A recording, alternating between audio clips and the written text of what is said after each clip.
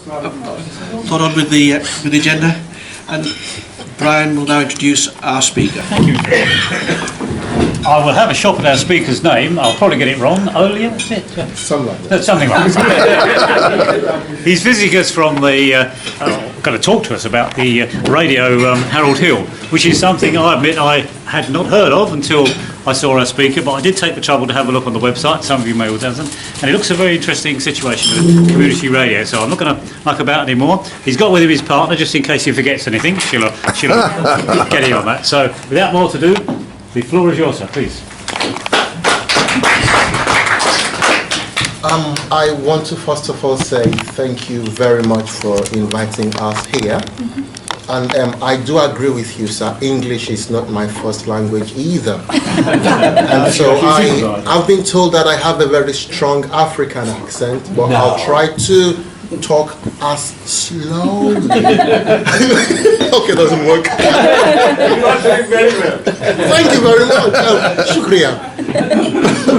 Yes, I am from Radio Harold Hill, and it's nice to see you here, Sir Councillor Daville. I understand that the room we use as our studio was your office when you were an MP. Yes, we started 3 years ago, that was 2013. And the reason why we started a community radio station in Harold Hill is because there was an FM station in that same building that we used, and it got shut down because of lack of funding. But then there was a need in the community for something new, something fresh. Now, if you know Harold Hill, I understand, is one of the top 100 deprived places in the UK. And prior to moving to Harold Hill, I worked on TV, African TV and radio in London, worked in one of those TV stations that operated from here and beamed to Africa via satellite. That way you can say whatever you have to say and nobody's gonna come after you. Well, you said the right things, obviously. So when I moved to Havering, we thought of starting Radio Harold Hill. And our main aim basically is to provide a service to the community that would bring about community cohesion. Now, I'm an immigrant, I was told yesterday. Oh, okay. And Harold Hill, you've got people like myself moving into Harold Hill. And a lot of immigrants who move into Havering, Harold Hill, Harold Wood, are professionals. So you've got the local community, you've got these new people who are coming and who are not really integrating into the local community. So for example, I live in Harold Hill and I've got my friends in Southeast London. So I would sleep in Harold Hill, and then if I want to see my friends, go to London.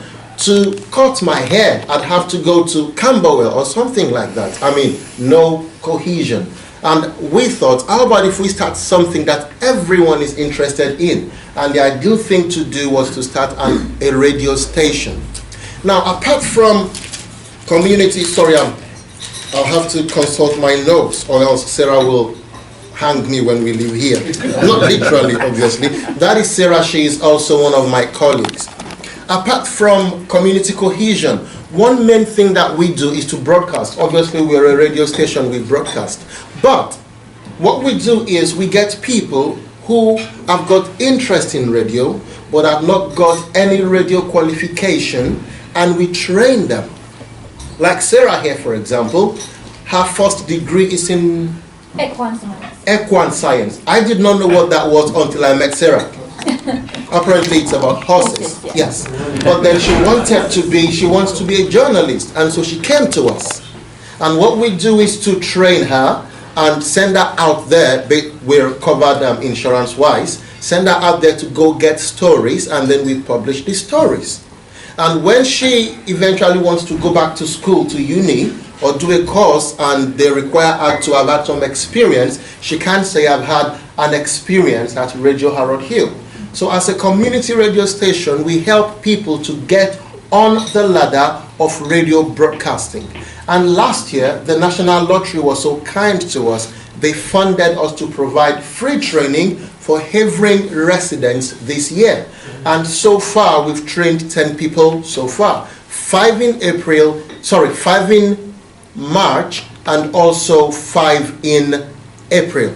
And we're having our next training in 3 weeks. So we provide training services, we provide opportunities for people in the local community to have their own shows and to make their voices heard. I'm not a politician. The mayor is a politician. My father is no longer with us, was a Nigerian politician, so I know how politics work. You can't be a politician and think you're representing the people, but the fact is you actually need to listen to the people, let them talk to you and tell you what they need, not what you think they need. So one of the things we do is to interview local councillors. Last month we interviewed the mayor of Havering just before his varieties show, and because we're local people, we've got our ears to the ground. We know what people are saying, and when we do interview people in business or people in authority, the question we put up to them are questions that we've heard people ask. So basically we're kind of like a bridge between the authorities and also the people. And so far we've interviewed so many people, including the mayor of Havering. Our first interview was with the Lord Bishop of Chelmsford, and then we've interviewed the Deputy Superintendent of Police for Havering, and so many other people, and we intend to continue to do that. And might I point out that the people who carry out these interviews are not trained journalists. They are local people who have shown an interest in doing radio and who we've trained as much as we can and say, okay, do you know what, we will back you up, your DBS checked, that's okay, let us go and talk to the mayor. They let us in. Radio Harold Hill rings a bell, cring, cring, cring, they let us in. Let's go and talk to the bishop. Radio Harold Hill, radio, they let us in. And what it does is it builds confidence in these local people, and like I said, also helps us to communicate with those who are in authority. At the moment, we are a team of 14 volunteers, including myself.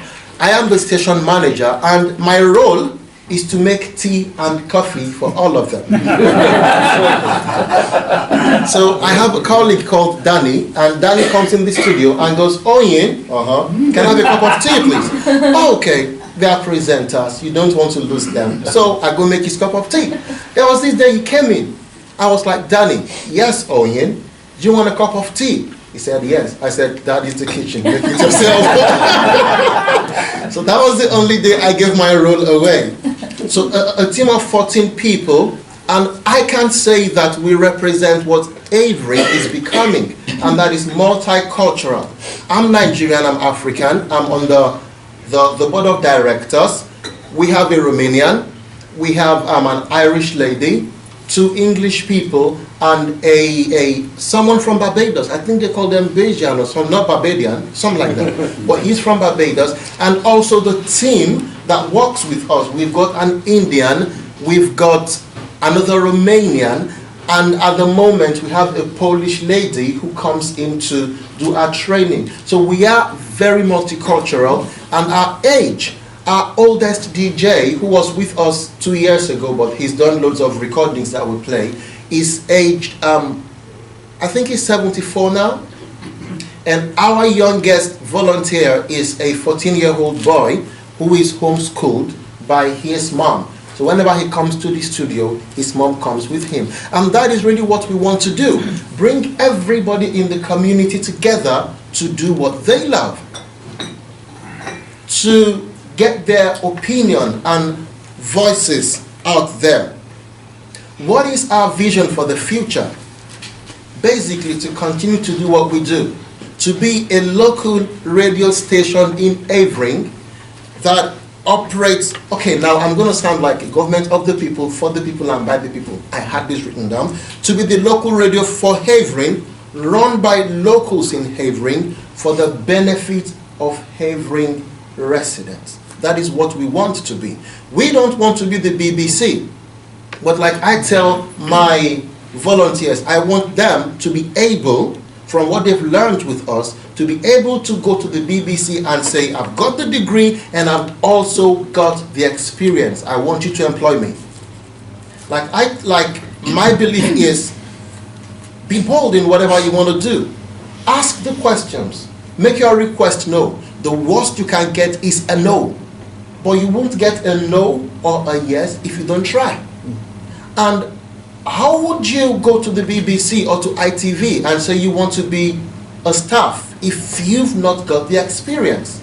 And I'm happy to say that within the last 1 year, 2 of our volunteers, including Sarah here, Sarah and Janita were at BBC Essex at different times to go see what it looks like there. And Sarah, one of the things she said was, I work in a community radio station. So basically, our vision for the future is to continue to broadcast, to get local people to come to us, young people and senior citizens, and we train them and give them the skills they need to be on radio. And for those who don't want to be radio broadcasters, many of the skills we teach, like script writing, are transferable skills. I'm sure Councillor Chris Daville can make do with a script writer, for example, or a speech writer. I'm sure the president, you said you're the acting president today, sir? Just for today. Just for today. They let me out just for today. I'm sure the president or anyone here who does public speaking would know what the job of a researcher is. And so we train people how to do research, how to write scripts. We also do some customer services training. And my favorite is when we do the presenter training and the voice coaching.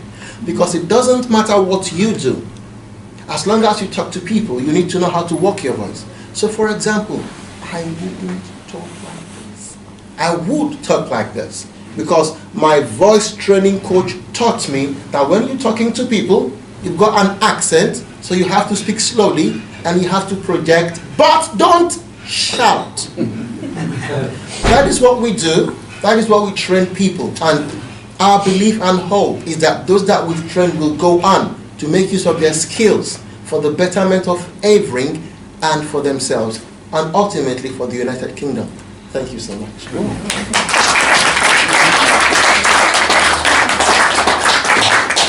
Has any fellow any question? Norman? No. Do you know how many listeners you have? At the moment, we can broadcast to 200 homes in Havering at the same time. But we also replay our shows on the internet. So if you go online to Google and you type in Radio Harold Hill, you will see our website. Then you'll see a website called Mixcloud. And we have our shows on there. We also have our video interviews on YouTube. So we're broadcasting live. At the same time, we've got our resources online. Yes. How do you get into every home in Havering? People can listen to us on their mobile devices. So we are an online radio station. You can listen to us on telephones and also on the internet. We are not on FM yet because obviously it is very expensive to be on FM or DAB. We hope to be there very soon. But again, what we say is we want to do what we do online, make our mistakes online before we go FM, because once we are FM and DAB, then our reach is wider, and we definitely want to make Havering proud. It's Jim. You are still in Harold Hill. Do you In have- Harold, yes. Yeah, do you have any contact, or would you support, for example, the work of the food bank, Yes, publicising that? yes, we would, and we do. The food bank runs something called a job club at St. George's Church. At the moment, we are based in one of the rooms at St. George's Church, and the food bank uses the room beside us. And we've interviewed one of the managers. We've interviewed them, Mark, and then we also work with a gentleman called Malcolm Dunk, who runs the job club for the food bank. Yes, sir. Would you be available for advertising, shall we say, if we're running a function Yes. to people? Yes, sir. Yes. We've got copies of these. We do run advertising, and also for local businesses, we also do run advertising for them. Yes. For charities, we do free advertising because we're a charity ourselves, but for local businesses, we charge them just a token to advertise for them. Yes, sir? Do you do school work experience? Do we do work experience? Yes, school. Yes, we do. At the moment, we've got a Coventry University student, media student, who does his work experience with us. And so if you go on our YouTube and you search for Radio Harold Hill, all the videos there were done by him. And we had a student, Janita, came to us from Redbridge College, and we had someone else come to us from Havering College, down the road here. I'm thinking of younger, a lot of schools do their work experience from year 10. So Yes, we're open to that, yes. We've not been approached by any of the junior schools, if you like. We've been approached by the colleges, but we're open to the junior schools. And like I said, our youngest volunteer is 14-year-old who is being homeschooled by his mom. Yes, sir? Just ask how the funding, how are you funded as a charity? How do you operate financially? Yes, at the moment, our training is paid for by the National Lottery. And when we started, St. George's Church, the local church in Harold Hill, funded us then. And they allowed us to use the room that we use as studio free of charge. But that had stopped now because the church is taking on a curate and we have to vacate that place. So the only funding we rely on at the moment is the one for training, but it's actually for training. So at the moment, we're in the process of looking for funding to pay for where we would go to next. The advertising doesn't bring you any. The advertising doesn't bring much. Does not bring much, no. Any other Space do you need? Sorry, sir? What space do you need? The space we need a, I'm not good with measurement. I'll say a quarter of this room or a sixth of this room is all we require to have our studio. Basically a room where we can have 3 computers and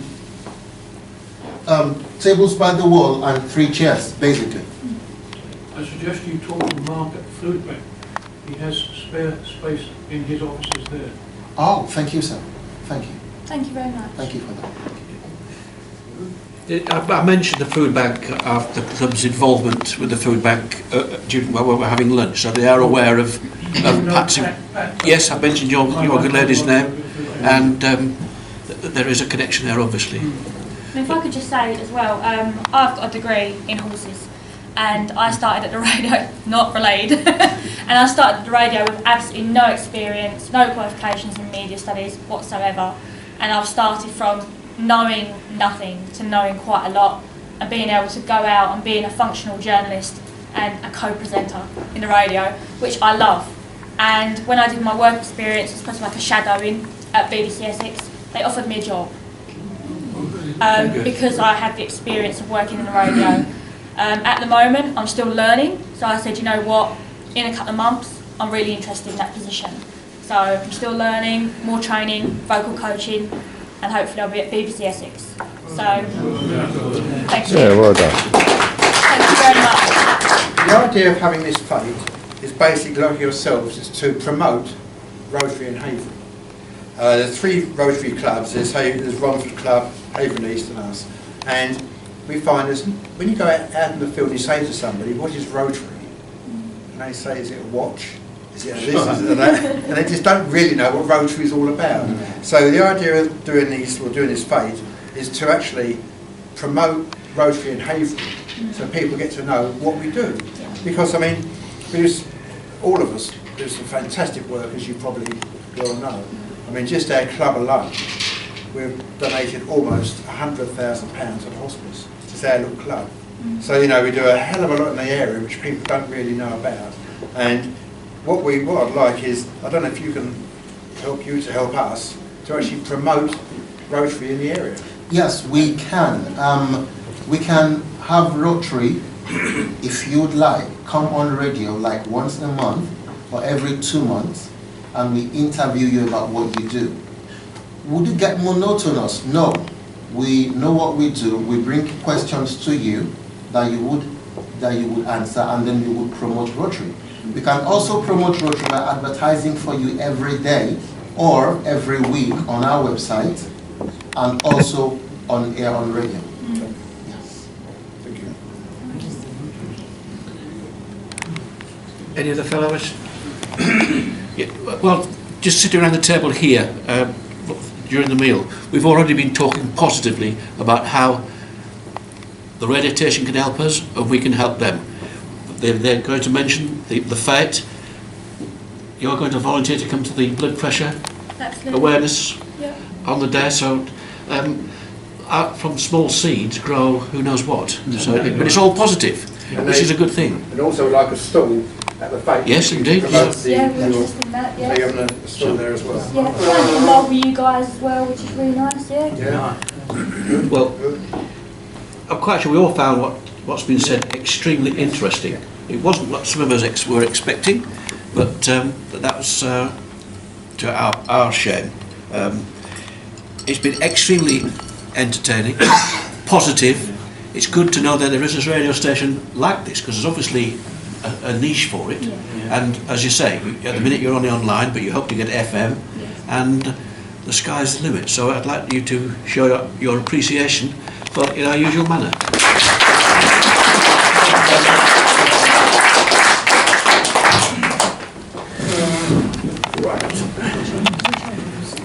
May plod on with the agenda. Details of next week's meeting, 28th of